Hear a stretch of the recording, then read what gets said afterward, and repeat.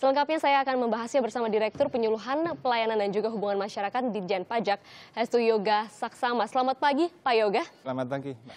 Betul, tadi saya sampaikan bahwa sudah ada tahapan yang hampir menuju akhir untuk pelaporan SPT tahunan maupun juga amnesti pajak, yaitu 31 Maret 2017 ini ya, Pak? Ya, betul. Jadi memang ini pada saat yang bersamaan 31 Maret ini ada dua event besar gitu. Yang pertama SPT tahunan wajib pajak orang pribadi, jatuh temponya memang di 31 Maret. Dan juga yang kedua adalah amnesti pajak yang berlangsung selama 9 bulan ini juga akan berakhir di 31 Maret 2017 ini. Jadi untuk yang badan atau juga perusahaan itu masih April 2017, tapi untuk perseorangan adalah di 31 Maret ini. Betul. Nah, bagi Anda di rumah yang tentunya sudah berpenghasilan, yang di atas 4,5 juta begitu Pak ya, dalam undang-undang harus melaporkan pajaknya. Kalau yang disampaikan oleh Ditjen Pajak saat ini adalah tidak perlu langsung, tapi bisa melakukannya secara online. Berapa persen keberhasilan ya Pak setelah disosialisasikan sampai menjelang akhir batas di Maret 2017 ini yang mengikutinya melalui online? Ya, baik. Jadi sistem online atau e-filing kita ini sebenarnya sudah berlangsung dari beberapa tahun terakhir. Dan tahun lalu pun kita dari 12,5 juta wajib pajak yang menyampaikan SPT, itu 8,5 jutanya itu menyampaikan SPT-nya itu melalui e-filing. Kalau tahun ini, sampai dengan hari ini kira-kira sudah ada hampir 5 juta wajib pajak yang menyampaikan SPT-nya orang pribadi. Dan 3,9 atau hampir 4 juta diantaranya melalui e-filing.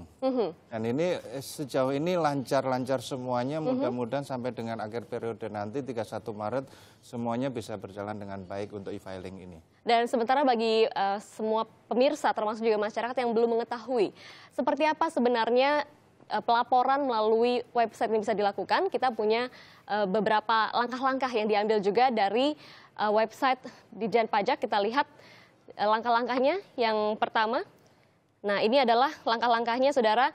Pertama, ajukan permohonan IFIN, begitu ya Pak ya? Ya, betul. Atau nomor identitas wajib pajak ke kantor pelayanan pajak terdekat. Dan kemudian selanjutnya Anda juga dapat mendaftarkan diri sebagai wajib pajak di situs-situs Direktorat Jenderal Pajak atau DJP yang paling lama adalah 30 hari setelah diterbitkannya IFIN tersebut. Dan kemudian Anda harus menyampaikan SPT tahunan secara e-filing melalui situs Direktorat Jenderal Pajak. Nah, selanjutnya jangan lupa juga perhatikan prosedur penyampaian SPT. Kita lihat ini dia prosedurnya. Bahwa saat Anda sudah mengisi SPT elektronik secara online, Anda akan mendapatkan kode verifikasi yang dikirimkan melalui email atau SMS untuk kemudian Anda isikan. Dan saat semua proses ini sudah rampung, maka Anda akan mendapatkan notifikasi status SPT elektronik dan juga bukti penerimaan elektronik melalui email. Nah, ini adalah langkah-langkah yang harus dilakukan untuk segera ada beberapa hari lagi ya Pak ya, menjelang akhir bulan. Ya, 10 hari kira-kira. Apa sosialisasi yang dilakukan terus oleh Ditjen Pajak Pak terkait dengan langkah-langkah ini selain melalui website? Ya, tentunya kalau terkait dengan e-filing dan penyampaian SPT, kami seluruh kantor pajak di Indonesia, Kanwil juga banyak yang melakukan jemput bola. Kami datangi kantor-kantor perusahaan atau instansi pemerintah, kemudian kita lakukan ayo ngisi SPT bareng-bareng, e-filing bareng-bareng di kantor tersebut. Ini banyak sekali. Nah, makanya sampai dengan hari ini sudah hampir 4 juta. Tidak mungkin orang datang semuanya ke kantor pajak sampai 4 juta seperti itu. Jadi kita jemput bola dan juga tentunya sosialisasi melalui media segala macam seperti ini, videotron segala macam dan memberikan bimbingan secara mudah melalui media bagaimana wajib pajak itu bisa menyampaikan secara e-filing itu. Baik, ini di belakang saya Pak kita punya website Direktorat Jenderal Pajak. Jika kita lihat dari atas, kita ke atas sedikit. Nah, kita akan lihat di sini ada beranda peraturan download informasi publik. Jika orang ingin mengisi SPT tahunan secara online, akan masuk ke bagian e-filing begitu ya Pak ya? Ya, betul. Setelah itu apa yang dapat kita lakukan Pak dari sini? Ya. Dibuka aja DJP online-nya, kemudian nanti akan harus mengisi kode verifikasi dulu, password yang itu sebenarnya EVIN tadi. EVIN tadi, di sebelah sana Pak ya? Kita lihat ya. Diklik di sini, nanti akan muncul EVIN, harus mengisi EVIN.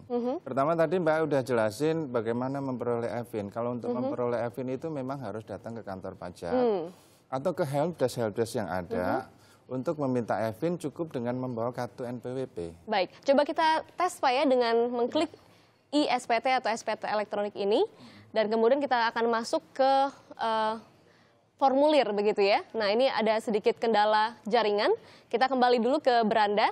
Dan memang semua langkah-langkah ini seperti yang tadi kita sampaikan itu sangat mudah ya Pak ya, atau user friendly sekali untuk kemudian dicontohkan masyarakat. Betul. Nah bicara soal target lagi Pak, Ya. jika sudah 4,5 juta tadi dikatakan melakukan pelaporan SPT itu secara online, lalu bagaimana dengan mereka yang melewati batas waktu nanti tanggal 31 Maret terlambat melaporkan, apakah masih bisa Pak setelah itu untuk melaporkan? Tentunya untuk melaporkan tetap bisa. Sampai akhir tahun, sampai tahun depan pun melaporkan SPT 2016 tetap bisa, baik e-filing maupun manual datang ke kantor pajak, tetapi memang ada konsekuensi didenda. Kalau wajib pajak orang pribadi dendanya 100.000. Tapi mungkin 100.000 kecil mungkin ya, tetapi kan dengan adanya STP, nah itu kan nggak enak juga gitu ya. Hindarilah STP semacam itu karena ada kerepotan untuk membayar kembali. Padahal kita sudah menyiapkan semua infrastrukturnya, salurannya, e-filing ini sangat mudah, sangat efisien, nggak perlu datang ke kantor pajak, bisa mengisi dari rumah, dari kafe, dari manapun juga sambil piknik segala macam bisa dilakukan melalui e-filing ini, sangat praktis. Gitu. Jadi bisa kapanpun juga, dimanapun juga, hingga batas waktu 31 Maret 2017. Untuk lebih jelasnya Pak, bagi masyarakat yang berpenghasilan di bawah 4,5 juta berarti tidak wajib untuk melaporkan pajak penghasilannya begitu kan Pak ya, sesuai dengan undang-undang? Nah begini, sebenarnya memang ada pengecualian kepada WP orang pribadi tertentu, yaitu yang penghasilannya di bawah PTKP, tapi yang perlu diperhatikan adalah seperti ini. Pertama, once dia punya NPWP, memang ada kewajiban lapor. Nah, kalau kemudian dia merasa penghasilannya dia di bawah PTKP, dia harus mengajukan status NE dulu, non-efektif. Jadi jika kita memiliki NPWP namun penghasilannya di bawah 4,5 juta, harus melakukan pelaporan. Ya, jadi gimana ini Pak pelaporan ini? Maksud saya, tetap dia harus lapor. Karena kalau tidak, kemungkinan dia akan kena denda yang 100.000 tadi. Kenapa? Karena kantor pajak nggak tahu apakah dia, karena sistem kita kan self assessment. Kantor pajak nggak tahu apakah benar-benar dia penghasilannya di bawah 4,5 juta, ya kan? Karena nggak tahu maka kan di STP kan begitu ya. Nah, tanpa ada pelaporan SPT, kantor pajak nggak tahu bahwa penghasilan dia di bawah 4,5 juta.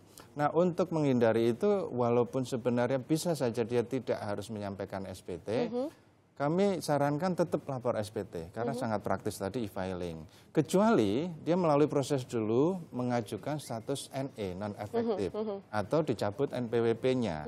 Tapi itu butuh proses waktu kan untuk menetapkan dia statusnya non-efektif ataupun dicabut NPWP. Tidak bertolak belakang dengan keinginan dari Ditjen Pajak Pak untuk semua masyarakat memiliki NPWP? Ya begini, mungkin secara lebih luas ya atau makronya kita bicara. Mungkin setahun yang lalu kita bicara bahwa jumlah penduduk Indonesia yang harus punya NPWP mungkin 60 juta.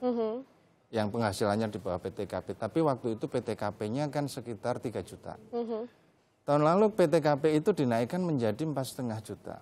Sehingga banyak dari kalangan masyarakat tadi yang kemudian menjadi di bawah PTKP. Artinya dari 60 juta tadi mungkin sudah turun jadi 40-45 juta kan, karena sebagian